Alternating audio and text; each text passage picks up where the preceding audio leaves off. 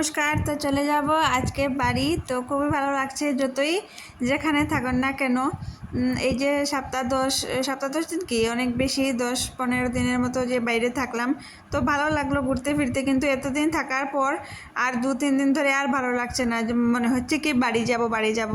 তো যাই হোক, বাড়ির জন্য রওনা দিয়ে দিয়েছি। এখান থেকে আমরা যাব গোলাঘাট, আর গোলাঘাট থেকে ফারকাটিং স্টেশন হয়ে যাব লামডিং থেকে বাড়ি চলে যাব। তো যেতে যেতে এই যে মনোরম দৃশ্যগুলো আপনাদের সাথে শেয়ার করলাম, আর নিজেও খুব চোখ ভরে উপভোগ করলাম। তো এগুলো থেকে না চোখটা যেন ফিরানো যাচ্ছে না। এই যে আমাদের আসামটা এই যে চার জন্য যে এত মানে প্রসিদ্ধ, তা মানে এই দৃশ্যগুলো দেখলে মানে মনে হয় সত্যি আমরা খুব সুন্দর জায়গাতে আছি, সেটাই। তো এই যে দেখুন, এদিক দিয়ে মানে যেতে যেতে মানে যে জিনিসগুলো খুবই সুন্দর ভালো লাগছিল, তো যতটুকু পেরেছি ততটুকু একটু ভিডিও করে নিয়েছি আপনাদের জন্য।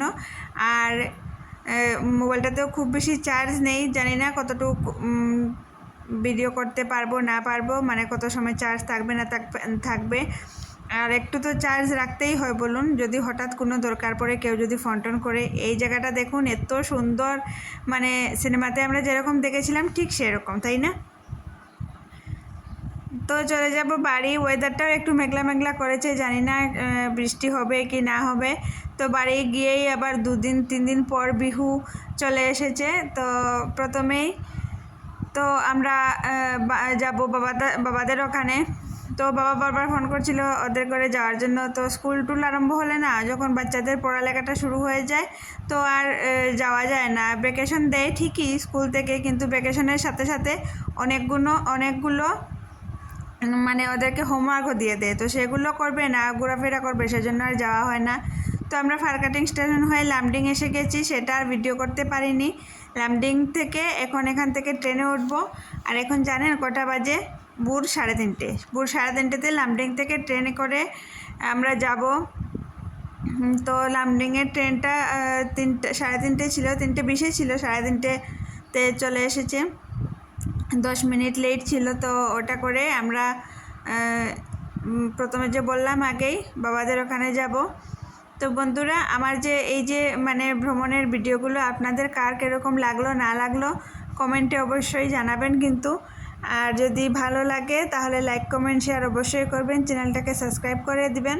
আর যারা নতুন দেখছে তাদেরকে বলছি সাবস্ক্রাইব করে চ্যানেলটাকে পাশে থেকো প্লিজ।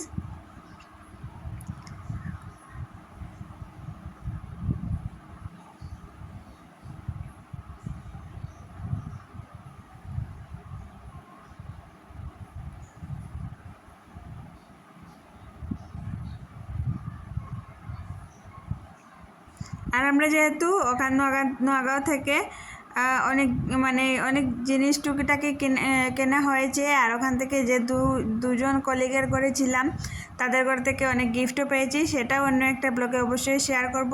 তো এই যে দেখুন, চলে এসেছি করে বাবাদের ওখানে থেকেছিলাম, মানে রাত্রিবেলাটা, মানে দিনের বেলাটা রাত্রিতে চলে এসেছি। তো বাবাদের ওখানে কোনো ভিডিও করিনি। এসে ঘর দূর একটু ঝাড়টার দিয়ে ভালো করে, তো হাজব্যান্ড বললো 1 কাপ চা দেওয়ার জন্য, 1 কাপ চা দিলাম। ও একটু বাজারে গিয়েছে। আর ঘরটা না একদম বালু হয়ে গিয়েছে, তো ঘরটা মুছে নিয়েছি। তো একবার ভাবলাম যে ঠাকুর ঘরটা একটু দেখে আসি। তো এদিকেও হালত মানে খুবই খারাপ। যেদিন গিয়েছিলাম সেদিনের ব্লগে তো দেখেইছিলেন, খুব বেশি বাতাস দিয়েছিল। তো রাত্রেবেলা নাকি আরও বেশি বাতাস দিয়েছে। আর এখানে নাকি এই 2-3 দিন রাত্রেবেলা বৃষ্টিও দিয়েছে। তো কাল পরিষ্কার করব ঠাকুরঘরটা। আর এখন ঘরটা মুছে নিয়েছি ভালো করে ঝাড় দিয়ে। তারপর ভাবলাম কি ঘরটা একটু মুছে নিই। তো মুছে নিয়ে তারপর একটু মানে স্নান টান করলাম আর কি। তো এবার যাব রান্নার দিকে গিয়ে দেখি বেশি কিছু রান্না করব না, জানেন শরীরটাতে না একদম ভালো লাগছে না। তো রান্নার দিকে যাব ভাবছিলাম, একটু মানে স্নান করব, তারপর কি রান্না করি দেখি। তো এই টেবিলের উপরটা একদম বালু হয়ে গিয়েছে। আর যখনই না কোনো গ্লাস বা কোনো কিছু রাখতে যাচ্ছি, একদম মানে একটা বালুর যে একটা মানে শব্দ থাকে না, সেই শব্দটা করলে আমার মানে একদম মাথাটা খারাপ হয়ে যায়। তো সেই রকম একটা শব্দ করছিল, তো একদম বালু হয়ে গিয়েছে। তো সেজন্য একটু পরিষ্কার করে নেব, তারপর একটু গা হাত পা ধুয়ে দেখি কি রান্না করি না করি। রাত্রে তো একটু কিছু মানে খেতে তো হবেই, তো রাত্রে আর তেমন কিছু মানে রান্না করব না, একটু মানে সিদ্ধ ভাত বা হালকা ফুলকা কিছু একটু রান্না করে খেয়ে মানে একটু তাড়াতাড়ি ঘুমিয়ে যাব। কারণ ট্রেনের জার্নি এমন একটা, ট্রেন থেকে নামার মানে কয়েক ঘন্টা পরও শুধু মাথাটা মানে ওইভাবেই ইয়ে হতে থাকে, ভাইব্রেশনের মতো হতে থাকে। তো সেই জন্যে আর কি, যেহেতু লং জার্নি, যদি একটু একটু হতো বা সকালে উঠেছি বিকালে এসে গিয়েছি এমনভাবে হতো তো ঠিক আছে, তো না, যেহেতু লং জার্নি তো একটু মানে শরীরটা খারাপ করছে। তো কিন্তু রান্নাটা বসিয়েই প্রথমে কিন্তু 1 কাপ চা খাবো, 1 কাপ চা খেয়ে তারপর রান্নাটা শেষ করব। তাহলে চলুন পাশে থাকুন আর দেখতে থাকুন কি রান্নাবান্না করি না করি।